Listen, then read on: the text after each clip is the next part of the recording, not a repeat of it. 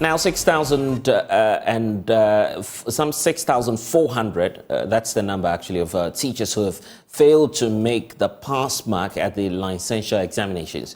Without the license, they will soon lose their right to be in the classroom. Out of the nearly 8,000 who took the examination, less than 1,300 of them passed. So are the exams difficult, or the teachers themselves are simply poor at their work? That's the question we're asking, and we'll be breaking down the numbers and data for you shortly. First, though, a conversation with some teacher trainees on what their expectations are for the licensure examination. My colleague Jacqueline Anzumaya has been to some of the colleges, specifically the one here in Accra, the Accra College of Education, and has been interacting with some of these trainees. Out of 7,728 prospective teachers who sat again for the Ghana Teacher Licensure Examination, only 1,277 passed. Today, we are at the Accra College of Education to interact with the students to find out their preparation for the Ghana Teacher Licensure Examination. Which level? Level 400.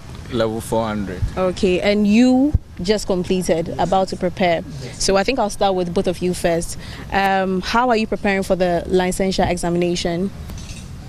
All right, so personally, what we were told earlier on, we had an induction ceremony recently for newly trained teachers. Okay. And so it was there that we were informed that it's going to be on some of the courses that we took while we were still in college.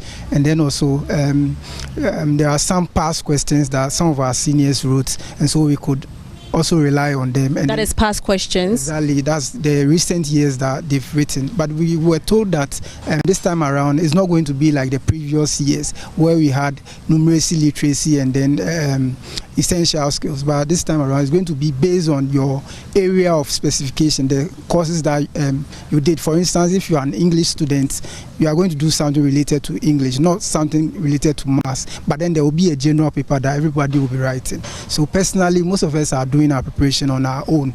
So it depends on how you will do your own preparation. Some are relying on past questions, and others too, there are some groups that have been created that they are also benefiting from in one way or the other.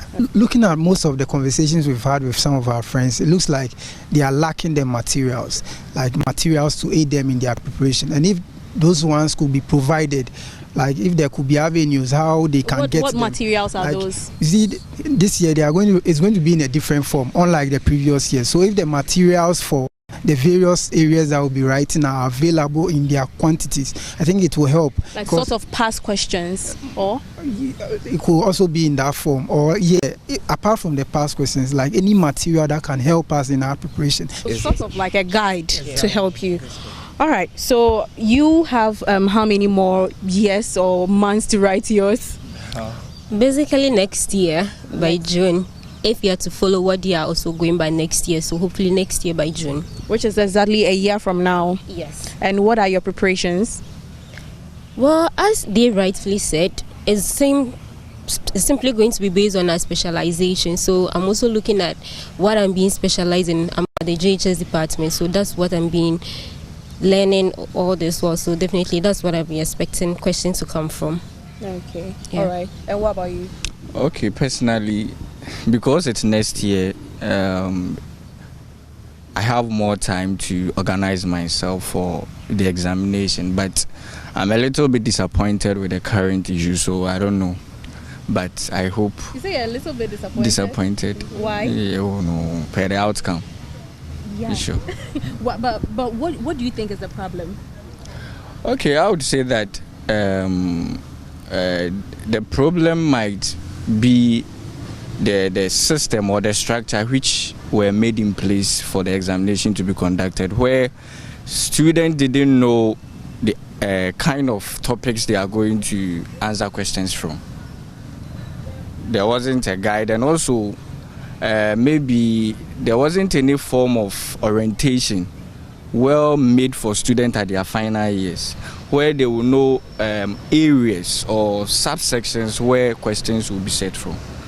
So I think that wasn't done. That's why. Yeah, but the previous examination, there were demarcations as to people were writing numeracy and other stuff. That's what you are referring to, right? Sure. I know I'm writing numeracy, literacy, but it is broad. I should know where there should be a curriculum specifying the various dimensions, so that when I'm learning, if it is literacy and I'm learning for licensure examination, I know what I'm expected of. But I think that wasn't done, because we are doing for a B.Ed program and the structure is there. We write examination, we pass, because we know year 1, semester 2, this is the course I'm studying. I'm expected to answer questions based on the course outline given me. But licensure examination, I don't have any course outline, I don't have anything. So if we are to pass, well, then I would suggest they should have a course manual for licensure examination, where me being a candidate, I will know what I'm expected of. What are your thoughts about the whole Ghana teacher licensure examination? What's your thought on it?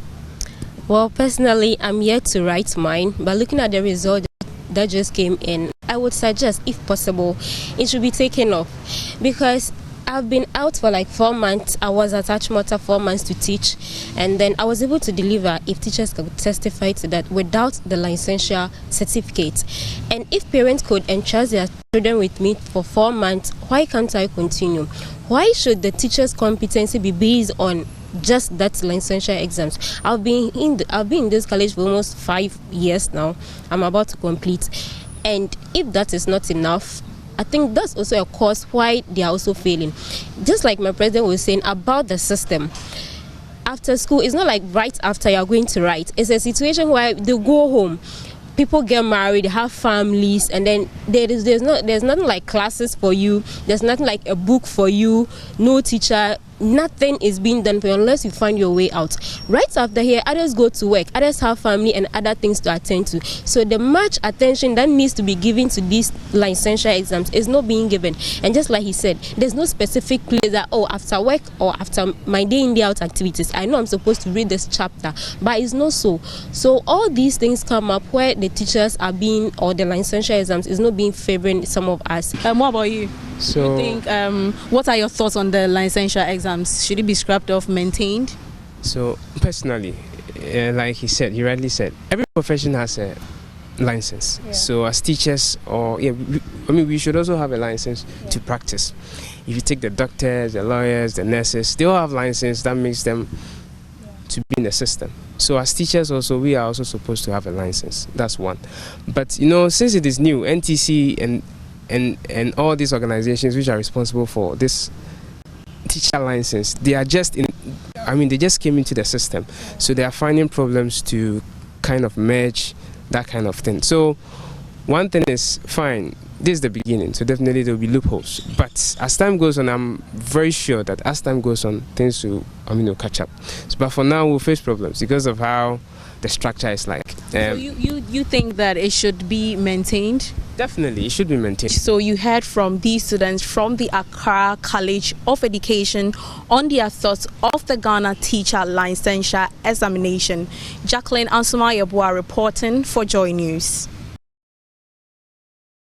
Also, how bad is this situation? We'll hear from the National Teaching Council shortly. Let me bring in, of course, Nemako Owusu, who's the Director of Examination and Assessment. James Obeng is the Ashanti Regional Director for the NTC. We also have this afternoon Isaac Kofiaje, who's been looking at the figures and trying to break all of that down for us. Isaac, let's get to the figures, shall we? About what we are receiving and how bad the picture is in terms of the pass rates. So 6,000 in all? Well, basically, I think we should put it this way. It simply means that if you picked 10 students who wrote the licensure exams, 8 of them failed. So if you sample 10 students, you find 8 of them failing and just 2 of them passing. That's how bad the whole situation is. But we know this whole licensure exams was actually started in 2019, 2018, thereabouts, where, the whole thing was to, give teachers the license to practice. And just like they said, you need to pass all 3 sections. We have the essential skills where you have to obtain the pass, the pass mark, and then also the numeracy, and then also the literacy, where you have to pass these 3 to get that license. I have access to statistics on the literacy, and if you look at the figures, it's actually abysmal, and it's nothing to write home about, because if you look at the 2021 November when this exams was written, in terms of those who had the highest mark was actually 46/60. Highest mark in 2021 November, 46/60. If you can show that on the screen, I'll be very grateful. If you look at the lowest mark in this period under review was 5/60. Average was 29/60. It simply tells you that the average is not even up to 50% of the total mark that you're supposed to get. And in 2022, the same exam was written in June 2022. The highest mark now moved from 46 in 2021. There was an improvement. We are looking at literacy to 52. But then you also have the lowest mark also moving from 5 to 6. Average actually improved from the 29 to 31. So I can say that in 2022 June, you have the average, the average mark those who had the average mark be more than 50%. Then in December 2022, there was another exam that was written where another improvement from 52 to 54 in terms of the highest mark. Then the lowest mark improves from 6 to 9. Average also improves from 31 to 33. Now this year's own has been more or less like an outlier, because if you compare it to other years, the mark has been very abysmal, because the highest mark here, we are looking at somewhere 44/60. Lowest mark is actually 2/60. So there's actually a teacher who got 2/60 in the numeracy, the literacy aspect of these whole exams. And average score is 22/60.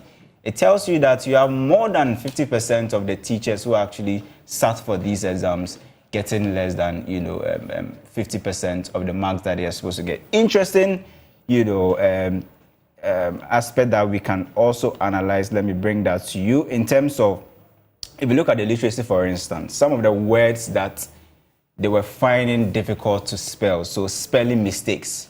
So if you look at a word like headache, most of them couldn't spell the word headache. They were spelling it in this way, HEADIC, headache, instead of the headache. You also have people not being able to spell middle. People can't also spell punctual. People can't also spell gardening. They can't spell parentheses. They can't spell, pocket money. They can't spell first. People are spelling first, FIERS.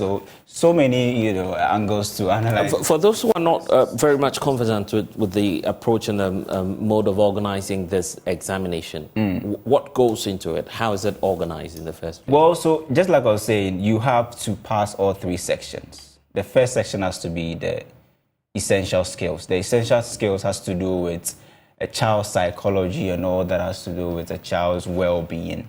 And then also we have the literacy aspects, which tests your ability, comprehension, essay, and grammar. And then the part where I believe most of the students have a challenge with is the numeracy, where we test your mathematical know-how and your ability to compute and all that. So if you are preparing, they simply tells you that you need to prepare for all these 3 sessions. There's no room for you to prepare your area of expertise. So if you are saying you are doing JHS education or you are learning to become a JHS teacher, the licensure exam doesn't give you that room to just have examination at that aspect. You have to prepare towards these 3 sections that I've mentioned: essential skills, literacy, and then also numeracy. But then, so for instance, we have this on the screens pointing to some of the common mistakes that you'd find the teachers making as part of the answers. There are some remarks about deviation in some of the cases. This was also contained in the assessment, I believe. In fact, yes. So, in fact, this, what you see on your screens right now, the student was asked to describe something. And instead of describing... This is a teacher, we should. Well, a teacher, in this case a student. Yes. Well, was asked to describe an event, but ended up writing a letter. So it is a complete deviation. And even in that letter, you find a lot of mistakes, grammatical errors in this letter that you see on your screens. So these are some of the issues that the National Teaching Council, I believe, is alarmed at. But we're putting this into figure so we're able to tell what's happening in terms of the larger picture. You were pointing out earlier to the wrong spellings mistakes, and the correct ones. But for those who made it, is there any commentary on them, on their general performance? Well, so those who made it is simply because they were able to, use their literacy, skills, and then also numeracy as well, and then show their competence in essential skills. But there were some recommendations. The first recommendation was that the features of the various essays, a topic should be emphasized, and when to use each should be clearly distinguished. So we are talking about literacy here. Then the teaching of paragraph structure and connection issued used by the writers to introduce, emphasize, or restate points in essays is recommended. So when you are actually writing your essays, you should know when to introduce a paragraph, writing in context and all of that. It simply tells you that most of the essays that were written were not situated in proper context. People were not moving from paragraph to paragraph in a way that they are supposed to. The structure of the sentences were not what they were, being required and all of that. So these are some of the recommendations for those who took the literacy, exams. Yeah. Okay. I guess we are not by this casting a verdict on the abilities of the teachers to teach. Not at all. And is that what this is seeking to do, by the way? Not at all, because if you look at the argument is that if you really want to test our competence, it should be on subject areas. If I'm studying to become, a JHS teacher, and you want to test me, I'm learning to become a mathematics teacher, an English teacher, a social studies teacher. You should test me in this area, not generalize something that I don't even have a curriculum, or I don't even have course outline on anything for it. But the argument can also be that once a teacher, always a teacher, you must be prepared to be good, in terms of literacy, you must be prepared to be good in terms of numeracy, and then have the essential skills, the ability to understand your students psychologically and all that. So I believe these are some of the things that took in place when they were designing this, exam structure. Okay. But, as it stands now, if you sample 10 out of the people who actually wrote these exams, 8 of them could not pass. And Isaac, thanks for spending some time with us on the figures. So how do we resolve this, and what's the way forward? We hear from some reps from the National Teaching Council. They're joining us shortly. Please stay.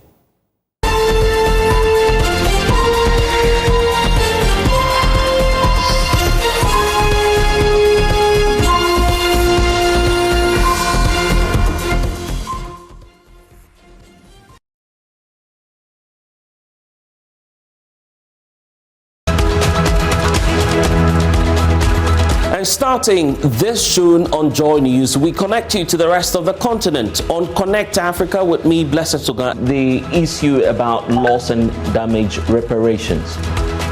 How is the West receiving such a call from especially African leaders? The losses are actually being borne by African countries. I will be here live from the Joy News studio speaking to our affiliates and correspondents from across Africa with news, analysis, interviews and conversations from the rest of the continent. If you look at successive opinion polls, Peter Obi seems to be leading. So the question is, if the insecurity causes a low voter turnout, would it impact on the fortunes of the candidate? Join us on Connect Africa on the Joy News channel.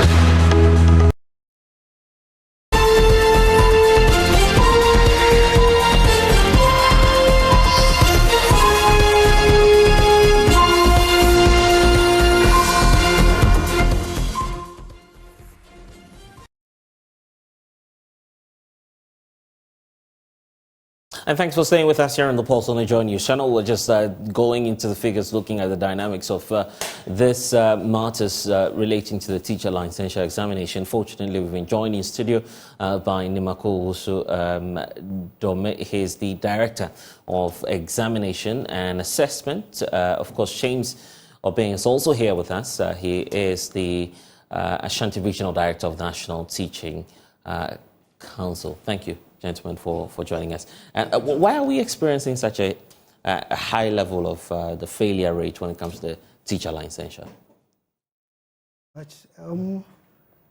The failure rate is very high as a result of, one, this particular exams, those who sat, those who have been writing the exams severally, some 2, 3, 4, 5, up to even 10 times. So just like when you are preparing permanent soup and then you get the best out of it and you want to get something from the chaff, definitely you will not get the best out of it. So it is not surprising that the results has shown that high rate of failure. When we talk about the regions, for instance, are the performances varying, or this is a general cross-cutting feeling, or, I mean, report you're getting about the performance rate? Are some regions better than the others? We don't report on regional basis. We report on institutional basis. Okay. So for now, we can't claim which region performs better than the other regions. Is it because it's new? Some say that could be a factor, the fact that we've not practiced it for a very long time, and it could possibly be the reasons why teachers are not really accustomed to this. So is that a genuine excuse? Not genuine excuse. Okay. The licensure has been in existence since 2018. For that matter, it is not new. And assuming even if it were new, the area they are examined, they are not new to them. Literacy, for instance, simple grammar topics that they treat from JHS, Concord, subject-verb agreement, tenses, at least so that if you are a teacher, you should be able to express yourself. We know that not all of them specialize in English language. We are aware of that one. Okay. That's why we don't call it English language, but literacy. Because even if you did not specialize in English language, the geography that you wrote, you use English language. English has been our means of communication. So this is the minimum requirement we want from the students. So it is not that English language, so we are going to test your ability in English language, but the minimum requirement that you should have. Simple questions that even if you give to JHS students, they should be able to answer. Right. So it is not new, and the areas also are not new. We thank God for the Minister of Education, Dr. Yao Edichum. Yes, then he even asked us to give content areas that we will examine them, sample questions, provide them at the net so that students can go there to revise it. And each of the papers that they write, they have at least 500 sample questions solved. This is the answer. The reason why this is the answer. We have provided all these things at the internet so they can practice. So it is not new at all.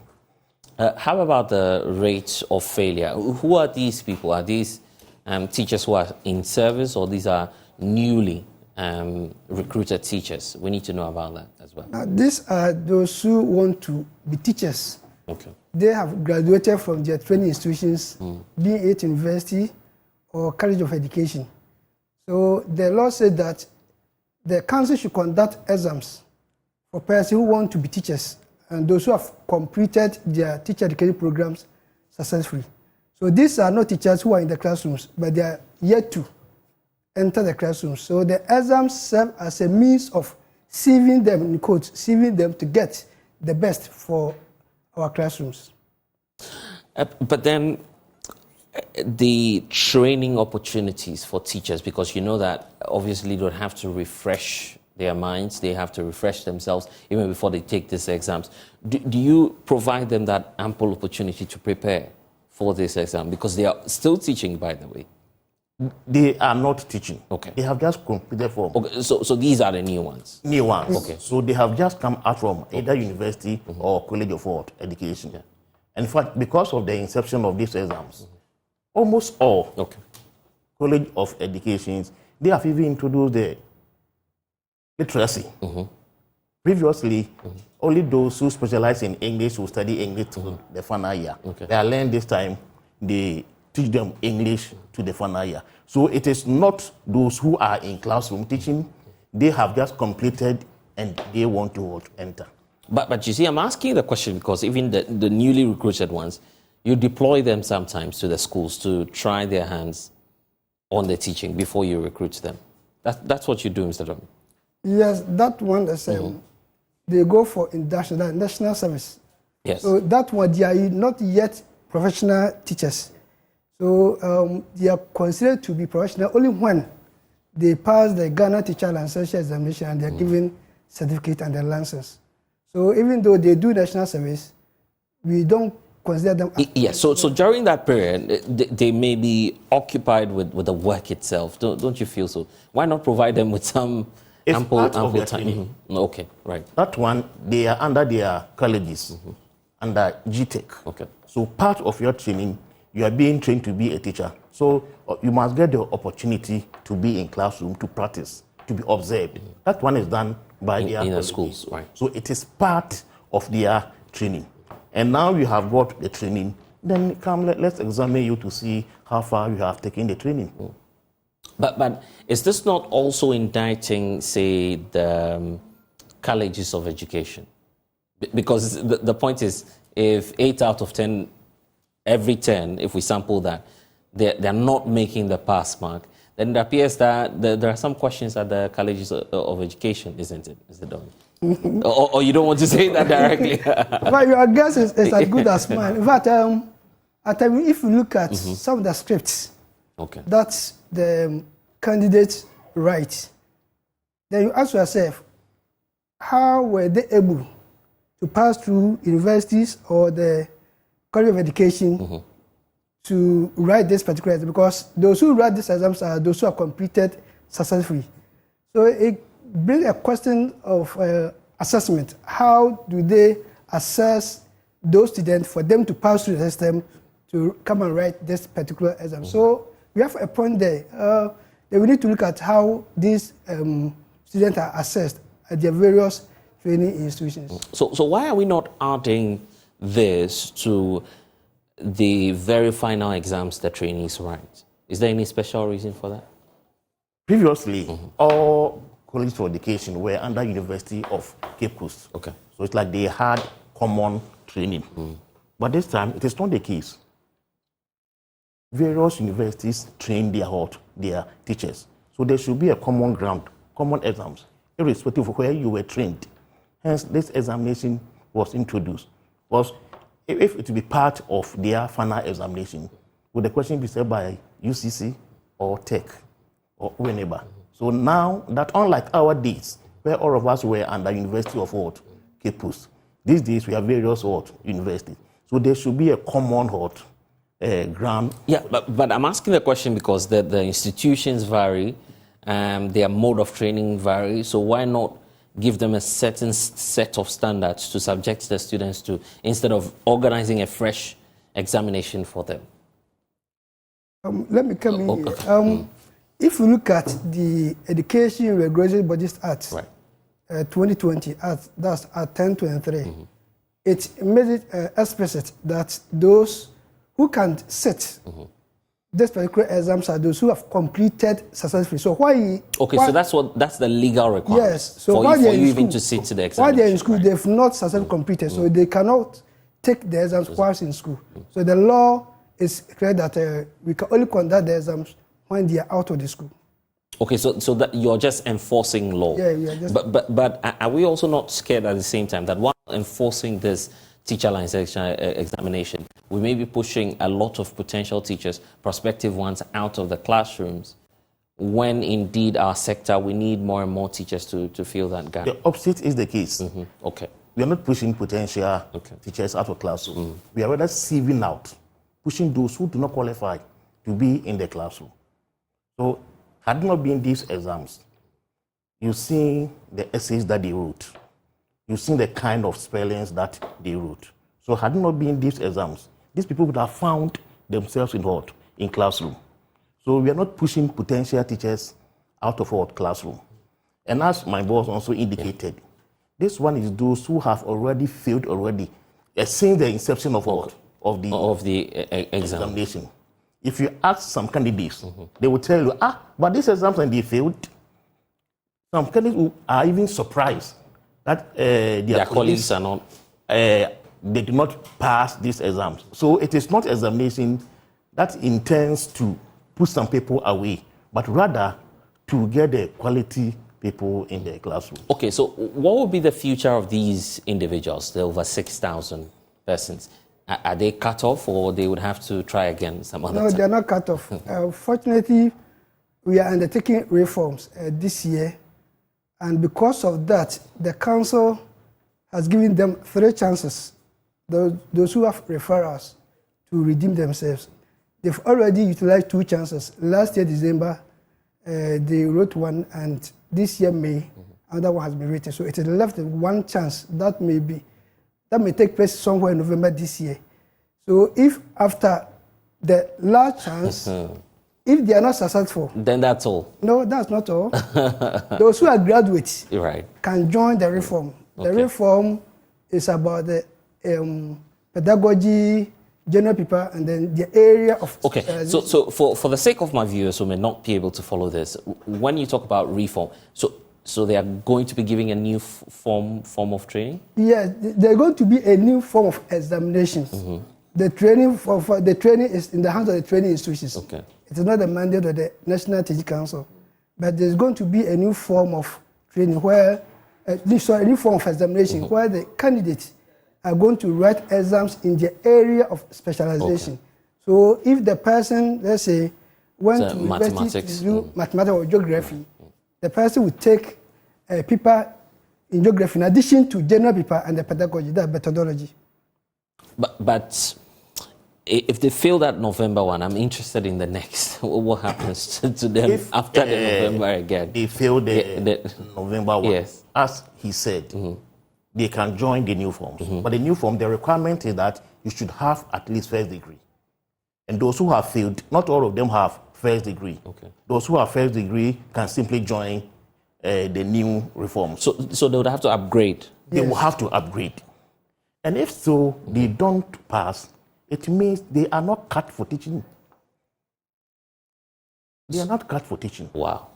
And I want to stress that. So they may not have the opportunity. You're just finding a nice way of telling us that they may not have the opportunity to enter the classroom. We don't prefer those who write this to be in classroom teaching. One thing I want to stress is that this is not the reflection of performance of the Ghanaian teachers. Right, okay. Ghanaian teachers are very good. We have those who pass this exam simply. Right. Only few people are not good. And if you are not good, why should we entrust the future of Ghanaian children in your hands?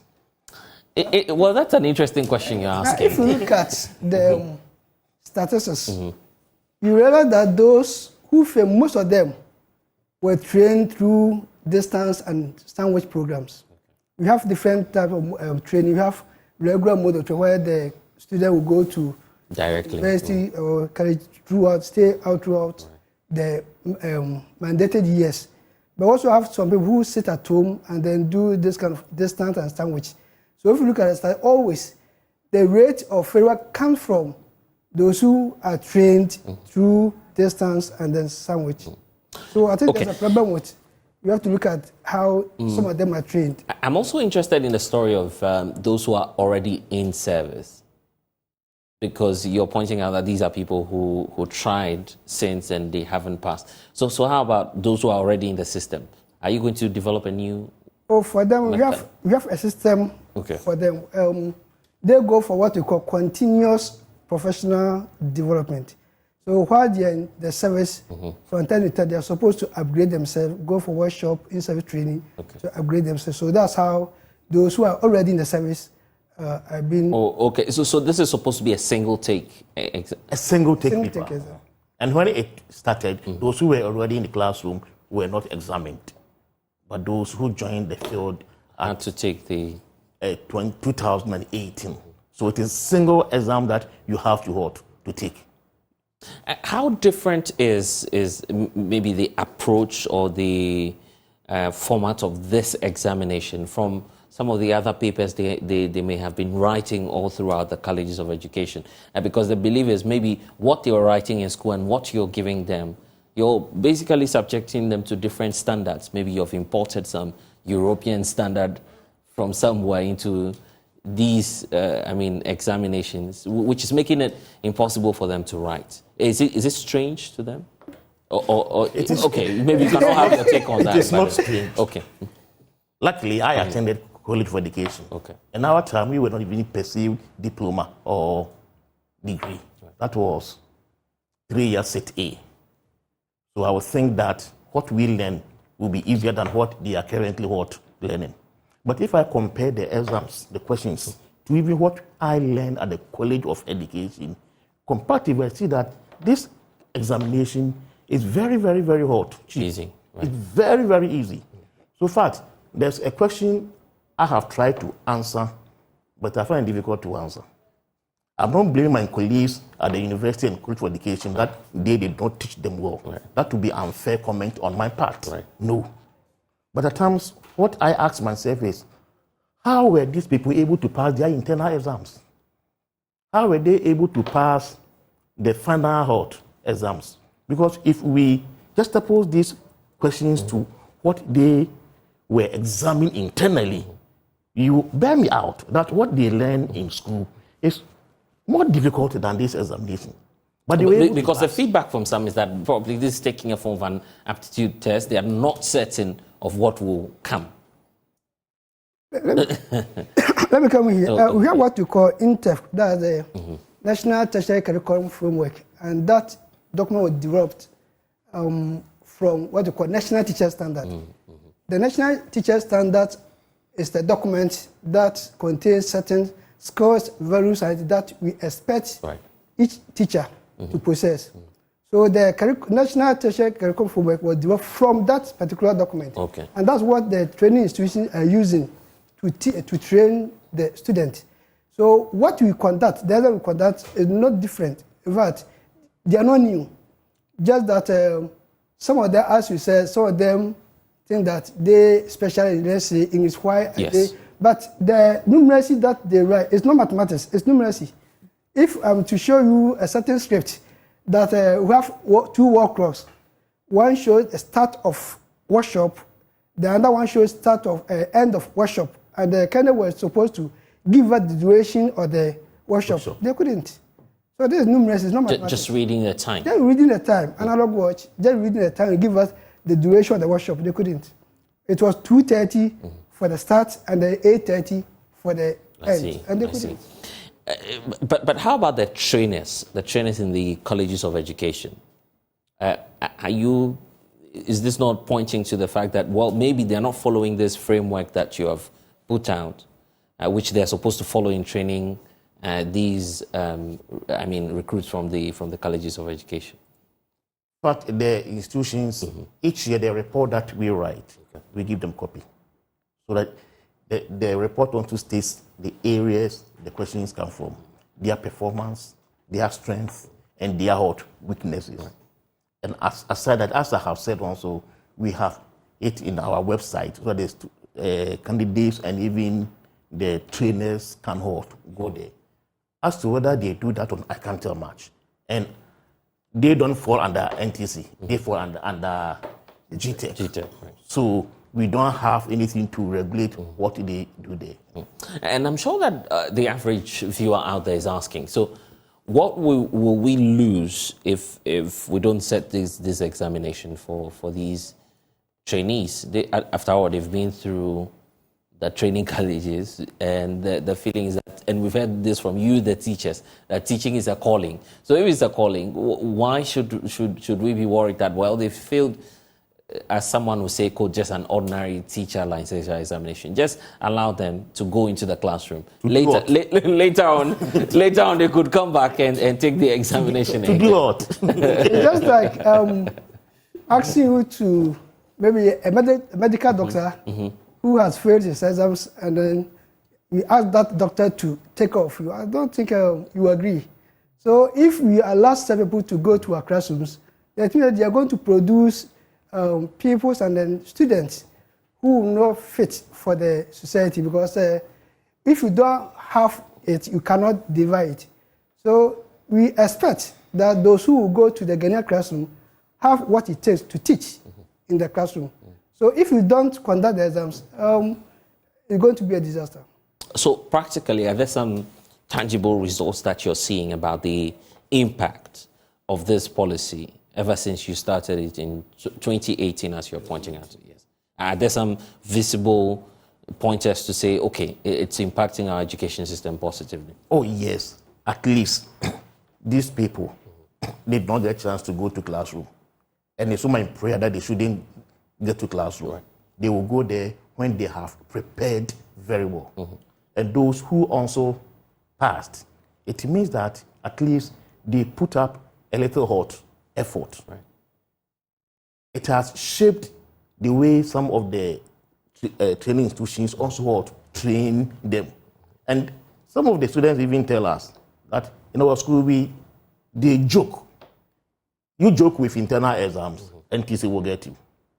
The licensure will get you. So they know that even if I'm able to manipulate, meander my way out to pass these internal exams, the licensure exams will catch up with me. So at least it has put some of them on their toes to learn. And at least we have also got the quality teachers to be in classroom. And as I said, I'm not happy they have failed, but I'm happy that those who do not qualify, those who cannot spell simple English words, having found themselves in classroom, they will go and misteach the students. You teach them wrong thing, and it becomes difficult to eradicate that one. So at least the impact is that the bad ones have been sieved out. But the accusation also here is that you're learning from the likes of the other professional groups that we have already in this country. And we know the history about them. I don't want to pinpoint on the various professional groups we have, each and every one of them creating some sort of a community and quote and unquote this feeling that you don't want more people to join your profession. That is becoming, the norm and the rhetoric around this whole licensure examination. Is it the case that, Mr. Domi, your group, as teachers, you're trying to create your own community and to shield others from having that privilege of getting into the classrooms and teaching as well? That's not the case. Because if you look at the mandate of National Teaching Council, we are even supposed to ensure that all the private schools. Oh, so you are coming to the private? All the private schools are filled with professional teachers.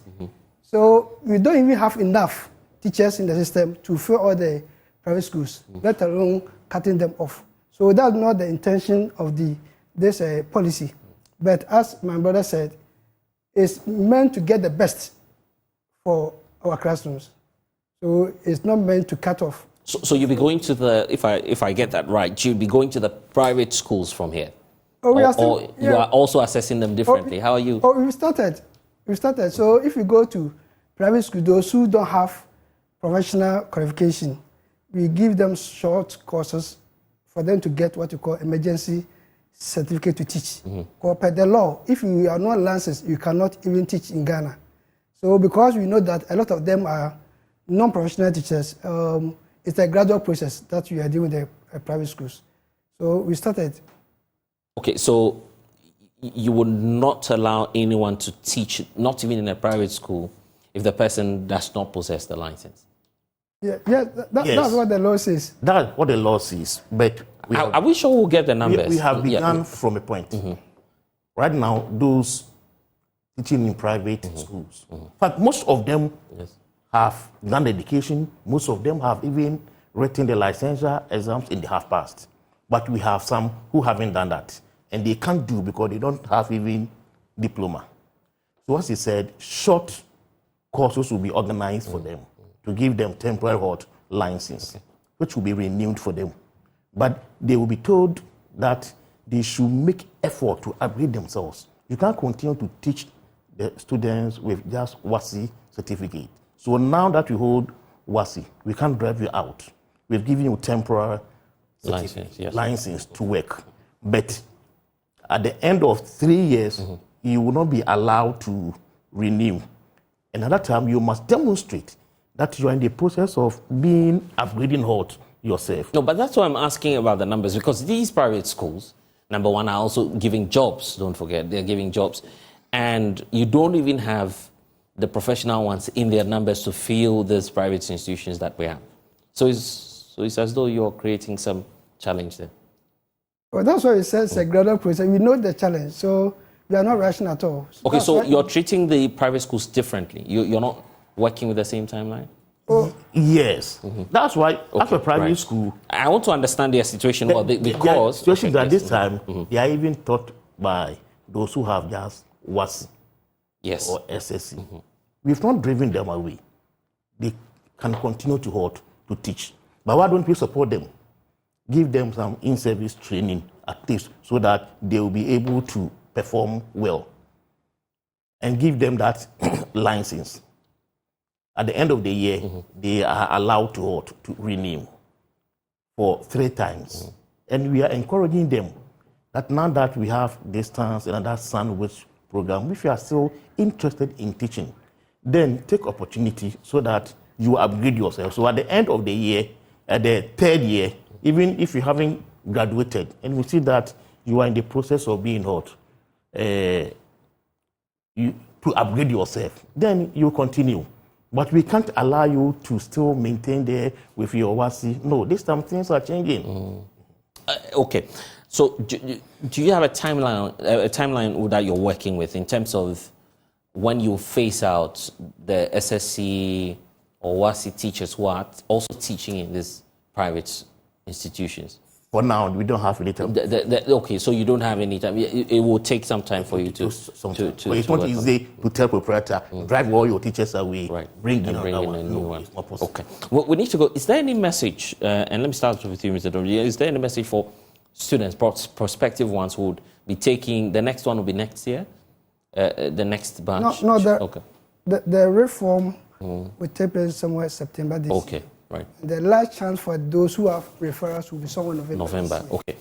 Is there any, because we're speaking to some of the trainees, we went to campus day, for instance, the Accra College, just to engage some of them. Some are anxious, for instance, that, well, if you're looking at this level of failure with this group of people, they may also suffer the same fate. What message do you have for such students who are anxious and are not sure of what may happen? Yes, they should not be scared at all. We always put in place some interventions for them. So now when you register, we give you a link, and that link will lead you to past questions that have been solved and the reason for the answers. So I will just encourage them that when they register and they are given the link, they should go to that site and study what is there. Even though you may not find exact questions in your exams, but you will see that the trend of the questions will be similar. So they should not be panicked. They should take courage and continue to learn hard. Okay. And for those who have another chance in November? Another chance in November. But I have interacted with some of them. Okay. And you will see that they don't make attempt to study. You wrote and you failed. And you still go and write with that same mentality. So I'm only encouraging them.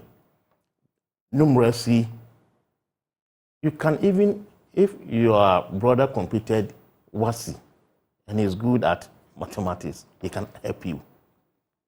Literacy, the same thing. At least they should find some teachers to help them. But you have written, you failed, you don't do anything. Or we had discussions. But discussion among your colleagues who also failed.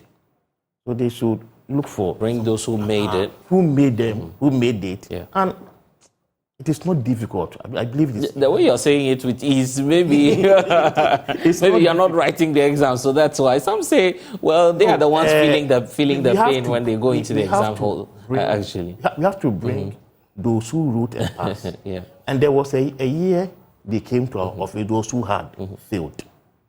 So they were given their own scripts. There was one gentleman who had passed the literacy, but he had failed in numeracy. So he didn't have problem with literacy. And we showed him the script of... the challenge he had. The script of his colleagues who Right. failed in Okay. literacy, Right. and he read it.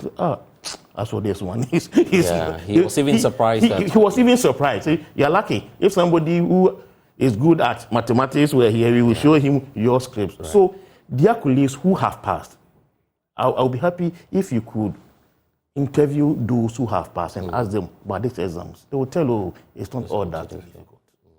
Anyway, gentlemen, I'm grateful that you spent some time with us. You wanted to point out something the very last one quickly that as I well. want to put across is that the exams, the questions are serialized. So in the same examination room, your question number one is my question number one, but the options are different. So if you are sitting by somebody and you want the person to whisper, That's not even possible. Yeah, whisper. The person may give. Have mercy. Have mercy on. Do wrong. So I'm just advising them. They should always. This must be a tough one. They should always actually. concentrate on their work. They should do independent work. And Wow. This must be tough. The same questions, but Yeah. the possible answers. Yours is in A, but mine is in D. D. So if I ask you and you tell me A, and at times somebody will get his or hers correct, but he will whisper. So number one, the answer is B. He also got correct. Then he will change it and write that one. So no sign languages. No sign language, and they should study. The one that we just wrote, the essay. One candidate, instead of writing the essay, wrote the name of a popular prophet in the script. So that the one marking may be influenced? Magic. I don't know his orientation. Right. That if there's difficulty, just mention the name of your prophet or just write. So instead of the essay, he wrote the name of the prophet in the script. Wow. Some also would write, please help me. Please help me. And they will even provide their telephone I hope numbers. they don't add money to the scripts. They will by the provide the way. telephone numbers. But anyway, it's been wonderful having a conversation with you. Thank you all for joining us. And I'm sure that this conversation will continue. I'm being told now that, of course, some of the students who also took the exams are joining us via Zoom. Patience Aqua is a teacher.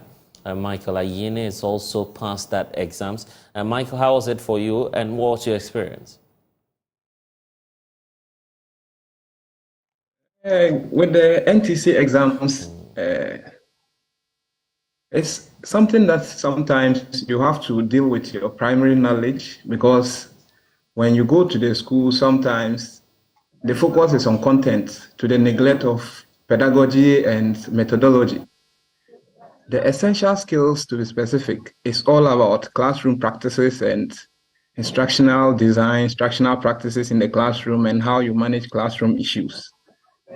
So if you find yourself in a school where you have studied a particular course, you know very well, but you do not have instructional or methodological knowledge, some of those things are a bit tricky. And sometimes, because they are objectives, you are limited or you are restricted to choosing what they have given you.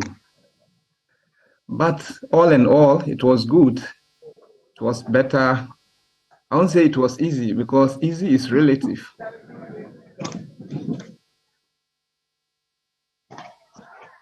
Sir Eric Kanani, Dean of the Institute of Education, University of Cape Coast. Prof, you've been listening to the position of the NTC, some of the students who've taken the examinations. For you, how do we make this better, and also to provide the opportunity for more prospective students to make it, to succeed, and to teach as they want to? Thank you very much for having me, and good evening. First of all, let me correct this. I'm the director at the Institute of Education, University of Cape Coast, not the dean. My dean is there. And coming back to the question, as we are discussing, I think it's good to have this because it's all about teacher professionalism. And when you talk about professionalism, what is it that should go into it? I think that is also another question that we need to ask ourselves. And the fact that we want our teachers to have specialized body of knowledge to be able to manage our classrooms and guide our learners to also learn very well. And as a common adage, we all know that a nation is good as its teachers, and the learning that takes place depends on the quality of teachers you have in the classroom. And therefore, all this is geared toward teacher professionalism and improved classroom teaching and also having quality teachers. So I think all the discussions are good, especially when we want to change course and make sure that we now have our classrooms to be good for learning to take place and also to develop the nation as a whole. Now, from what those who have experienced the examination and those who are yet to experience are saying, I must say that it's all about characteristics of students when it comes to examinations. For example, some of them are saying that we don't have syllabus or we don't have course outlines for them to follow. If we understand professional examinations the world over, we really don't have a course outline because it is a totality of whatever you have gone through during your training. And we try to come out with a minimum sort of establishment of your ability to manage classrooms and also to do basic computation. Because as a teacher, you should be able to manage the data of your students and be able to analyze and see where you can provide either a remediation or any other thing. So the numeracy, as has been said, is just on basic data management and also some of the reasoning questions, just logical thinking, as the director just said. And I must say that there is a guideline. The examination is set with some topics, and those topics are made available to candidates. It's available. So we don't have curriculum that you can just go to study, let me say, chill or pass, but there is a guideline in terms of what you should focus on in terms of the essential professional skills, the literacy, and the numeracy. So generally, I think these discussions are good to make people aware of whatever they are doing. Thank you. Those who may have another opportunity later in November, as we understand, how do you feel they could better, make better their performance? I mean, the previous ones did not help out. So are there some changes you would expect or some maybe practical measures they could put in place to sail through? Because the notion is that this is a difficult issue when, of course, the NTC says that's not the case. Yeah, thank you very much. I must say that I'm an assessment expert and a psychometrician as such, and there is something we call true score of an individual in terms of ability that people have. If you give a group of people some examination for about 3 times and they are scoring the same thing, the probability of them scoring is scoring higher than whatever they've done over the years is very, very difficult. You see, in situating this discussion, I think we shouldn't focus on only the failure rate. We should look at what the failure rate tells us. I think that these are candidates who have gone through the examination for a number of times, some of them even about 9 times. Is it allowed in any profession? I think probably it's allowed because this is new in teaching, and therefore NTC is allowing the system to evolve and to be able to take its course. Other than that, somebody who has taken the examination for 9 times with questions such as if you are going to buy something from a shop and it costs 75 cedis and you have 20 cedi denomination, 10 cedi denomination, 5 cedi denomination, how many of each would you use to pay? This is not mathematics. This is just pure reasoning or just combination. So some of the questions I think we need to have a look at and ask ourselves, what are we doing to make sure that our classrooms are really having the quality of teachers we have? Because if you have to say that you have trained them with the taxpayers' money, and therefore you should allow them to go to the classroom what are we also thinking of the taxpayer's child or the future taxpayer? How are we going to have that learning that is needed happening in our classrooms? So I think we need to situate it in that context and see that these are reciters and they've written it a number of times.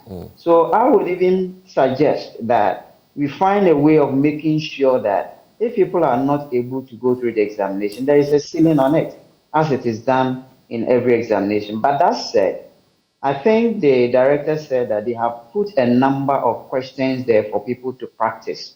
It is fair that people get to know the direction and also the needs of the examination or the demands of the examination so that they can follow. So there are a number of questions there for them to practice, to know how or the demands of the question. And that can guide them to be able to respond to the issues that are requested. So if we want to change the narrative, and if the teacher candidates involved who want to change the narrative, then they need to visit the system that has been provided and then get into practice.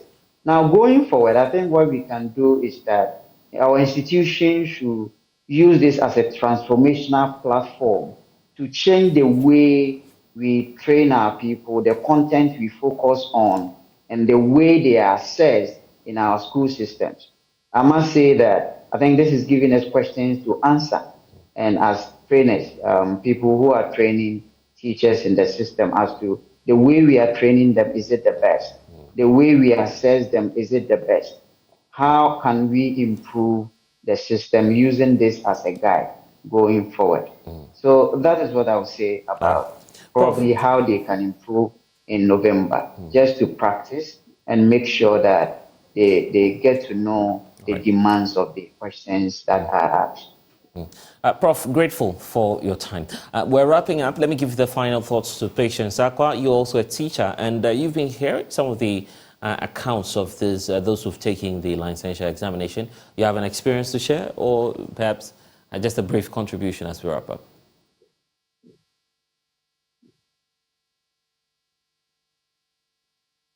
Patience, you'd have to unmute so we can hear you. You have to unmute yourself. Okay. Yeah, hello. Yes. Yes, please, sorry. Yes, thank you for the opportunity. With the issue of licensure, the experience was something else. It was right from school, you were asked to go and write licensure exams that you had no idea of what to write or what to even study. But from studying some past questions and so we were able to write it. But then the experience was that you could realize that most people were complaining about the content itself. During our 4 years in school, you come to realize that most of the things that were being asked as questions were things that we did somewhere in secondary schools, and sometimes to come to realize that some of us, it took us years to come to the university, so issues of numeracy and all those things, calculations and thinking to a certain level was quite different. Our opinion was of the view that why is it that we were not assessed on the courses that we studied at the university?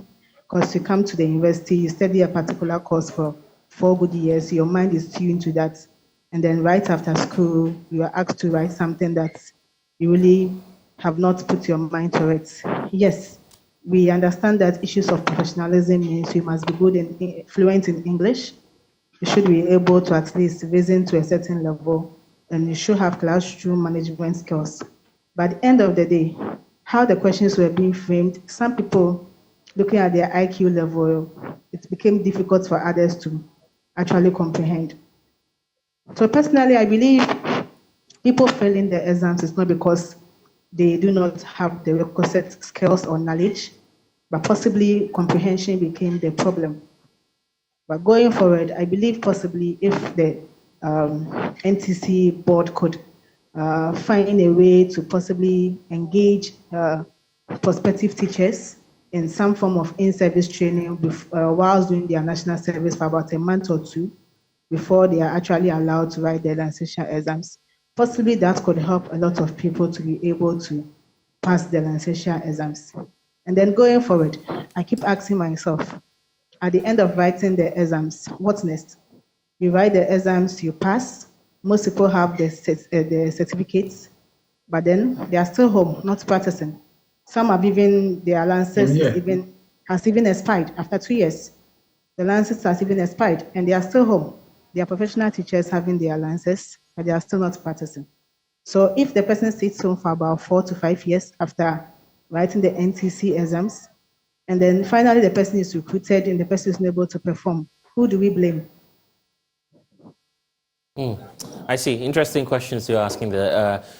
Well, I'd like to thank all of you for joining us this afternoon as we look at this very critical matters. Thank you to Patience, to the rest of the team online, and to you in studio for joining us. You're still watching The Pulse here on the Joy News channel. When we get back, we'll bring you some more stories. Please stay.